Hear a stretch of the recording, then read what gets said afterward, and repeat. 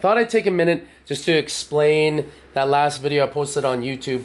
I got a lot of questions after that, just kind of how am I making the joints and stuff like that. So I just thought I'd take a minute to kind of explain a few of the things I have going on here. So basically my setup is my table saw with a dado blade. It's set to 5/8 of an inch wide. And this is a sled that I normally use for making rocking chairs, but what it's good for is it's raised up above the surface of the table. Now, it's like that because if you have something that's curved, basically, if it sits flat on the table, it can't reach the blade because it hits the table. So what you do is you raise it up on something so the curved portion of the piece of wood doesn't hit the tabletop. So what this is, it's just a raised platform for curved pieces. Now, if I was just doing flat work, I wouldn't need this. I could just use a flat sled or a miter gauge or something like that. But this is a sled I had. Some of the pieces I'm using are curved, some aren't. So I actually need this. And in some cases, I've actually built an even higher piece for something that is flat on this side, but then curves immediately after the blade. So basically I have to raise one side of the sled and leave the other side flat. So I screw this in, so this side's raised and the curved piece comes over and it misses this and misses the tabletop. So I'm still able to make a dado. So that's what this is good for. And what it is, I've kind of explained in other videos, but it's a 1/4 inch piece of Baltic birch squared up to the blade and has a fence on it. The fence is square to the blade, and I just use it for making dados. Okay, so I thought I would just take a minute to explain a few of the joints you can make using this. So on my dado blade, for instance, I cut out a notch in a piece of wood. This piece of wood is 1 7/8 inches across, and this notch I made to also be 1 7/8 inch. So what I do is I cut it on the dado blade, see if it fits, and I basically just keep going back and cutting it until it's a nice tight fit. Okay, so that's how that joint would work. Basically the notch just fits around the piece of wood and then it makes a joint. Now the only kind of downfall to this design is this slides, so it's not really a true measurement of anything, but also you've got a notch on the other side, and whether or not you'd want that, that's the question. So what you can do in another case is you can make 2 matching notches. So if you make a notch here in this board and a notch in this board, basically they can just come together and they fit a nice flush face on one side. And you can make this board as wide as you want. But essentially what you've done now is you've interlocked them. So pretty strong joint. So all I did is I cut a notch on one side and fit it to this, so they're fit to one another. So notch and notch, and they go together. Okay, so that's kind of nice. Now the other thing that you can do is you can make what I'm calling a rabbit dado that is sunken. So that's how I made my rocking chair legs, and I'm going to show you how to do that. So the joint I used on this new rocking chair design starts off like this. So I've cut a notch in one board to fit the other board. So it's sitting like this, kind of like that original joint I showed you. So you've got one notch. Now what I'm going to do is I'm going to cut a notch in this one so they interlock. But I'm going to do something just a little bit different to give it a little more strength, but to also allow you to shape and carve this created joint. So I'll show you how I do that. So the first thing I'm going to do is I'm going to take the board that already has the notch in it, and I'm going to notch out the 2 edges. Okay, so I'm going to do it about 1/4 of an inch. So I'm going to cut down 1/4 an inch and down 1/4 inch. So it's going to be 2 notches on each edge.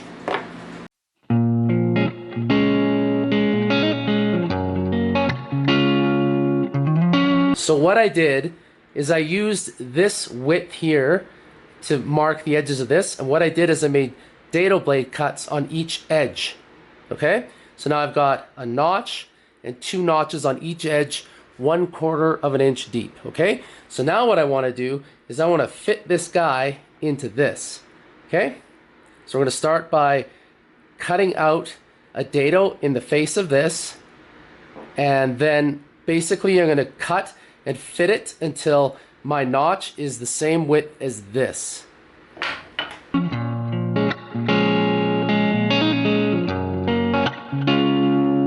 Okay, so I have a notch with 2 notches on each edge, and now I have a single notch that matches this new width, okay? So, put these together, and that's how they fit together. So now you have basically a sunken rabbet joint. So basically this is now sunken below the actual surface of the top. So the point of that is now if this is a leg or something, I can basically carve this out, and then I have some of this leg that becomes the surface here. So instead of having you know, an exposed joint on something like this, where, you know, the joint itself is above the surface of the wood, well, now what I have is I actually have the joint of the wood that sits below the surface, so I have some room to carve in here. So that's why I want to do that. Okay, so here's a true example of what I was just showing with these notched rabbet joints and the sunken rabbet joints. So in this situation, I'm working on a rocking chair, and what I'm doing is this is the front leg joint, and here's the front leg. So these are the 2 pieces I just showed you that I created. Now, just for the sake of the video, please ignore the dado marks. I still have to get rid of that. I still got to use my little plane to get rid of those gouges and stuff, but I'll work on that. But just as an example, so here's the leg notch, and here's the sunken rabbet notch, okay? So what happens is I just put this together. Basically, I just put this on here like this, okay?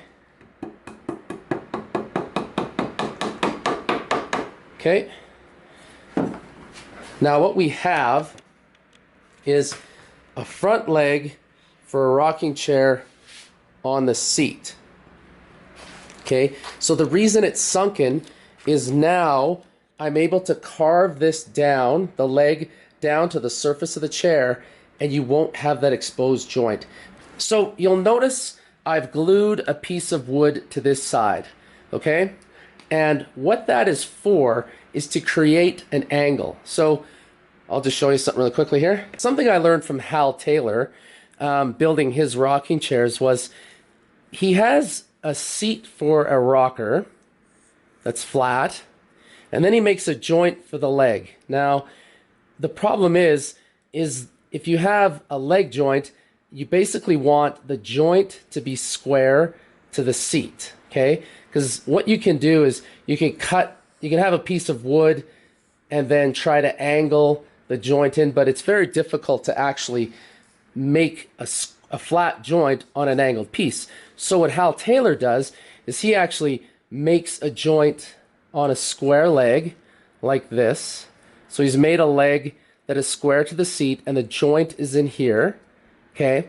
But then he wants to angle the leg. So what he does is he puts an adder block of wood on, and then from that adder block, he creates his angle. So essentially, he'll cut this out like that, and cut that out like that, and then he angles this one side.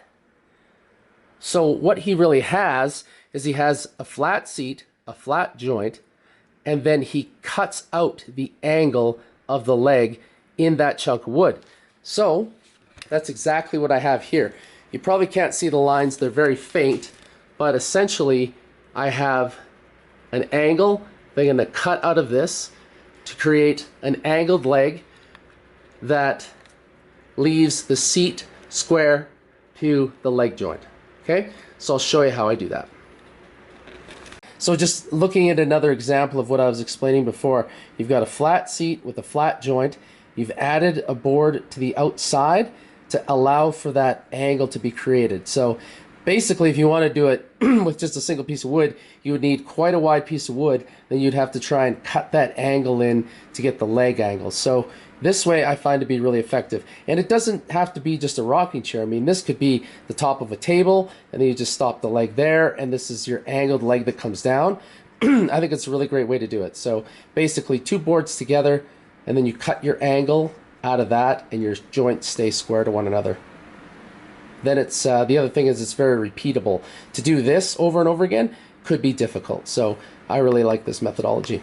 Plus this requires, like I say, it could require quite a wide piece of wood to get the angle square and to get enough room to cut the curve. Because whenever you curve, you need basically a wider piece of wood to achieve that.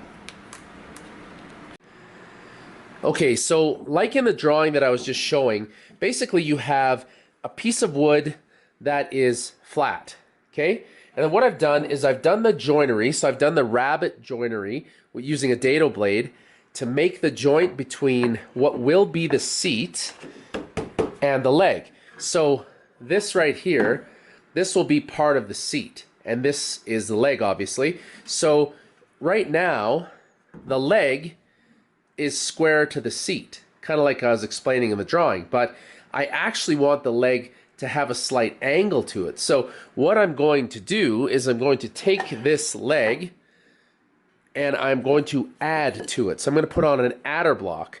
So basically what we do is we glue another piece of wood to this leg, and then what we're going to do is we're actually going to take and cut out an angle. So what we're going to do is we're going to angle the front of the leg, and then we're going to angle the side of the leg. So basically what's going to happen is you're going to create the angle by simply cutting the desired angle on the bandsaw, okay? But what we need is thickness. So what we're doing is we're adding an extra piece to the leg to make it wider, and then we can cut the desired angle from that. So the first thing we need to do is we actually need to glue these two legs together. So that's what we'll do now. Okay, so right now what we're trying to do is we're trying to glue these two legs together. Now it seems like that would be really simple. It's not as simple as it might seem, because what we need to do is we need to make these two legs perfectly flush with one another. We need the back and we need the front to be perfectly flush with one another. So what I use is obviously my worktop, which is granite.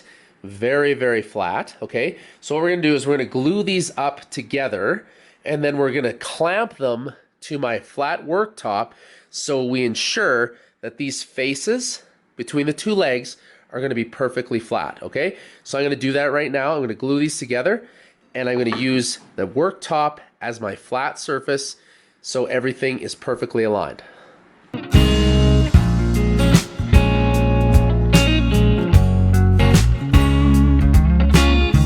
So I have these two pieces of wood and they are well covered in glue. Now, one thing to point out is I'm not gluing the joint side, because what I'm doing is I'm adding wood to the outside of the leg. So this joint goes to the inside of the seat and I'm adding to the outside of the leg. So I'm putting the adder block on the outside of the leg, okay? So what I'm gonna do is I have my flat faces down, and then clamp these really nice and tight. So what I'm doing, let's move the camera here. The first thing I want to do is I want to clamp both the boards to the worktop. So I'm going to clamp this one first, because what you want is you want the faces of these two pieces of wood to be perfectly parallel with one another. So if I clamp that one down, it's perfectly flat. Well, then what I do is I clamp the next one down, and I got to get my alignment right. I have basically a little line here that is my top alignment, so I make sure that's good. I clamp these down, so not too tight. You want to be able to compress these inward, so you want them to be nice and flat, but enough that they can move a little bit. Okay, so they're aligned where I want them to be. Okay. And what I'm going to do now is I'm going to clamp these two together.